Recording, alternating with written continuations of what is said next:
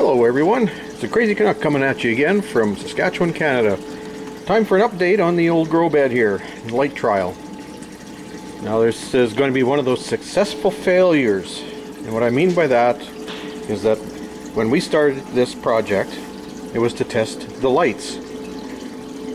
As you can recall from the last video, the bricks between the actual grow lights and the shop lights was 1 bricks. And they were both low. One was 8, one was 9.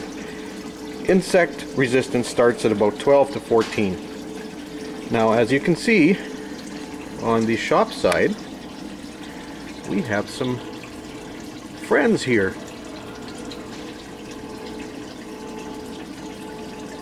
We have lots and lots of aphids. Now, of course, they're going after the weeds, big time. They're also really going after this dill. So now we go over to the side that had 1 bricks higher reading, and the dill is unaffected. So even though the bricks over on this side is lower, or I should say higher, by only 1 bricks, they have made the decision to be over here instead. And as you can see, once I back this out, if you take a look at the lettuce on this side, under the shop lights, compared to this side under the grow lights, the ones under the grow lights are much healthier. So I'm going to do a little bit of bricks testing here real quick, and I'll get back to you.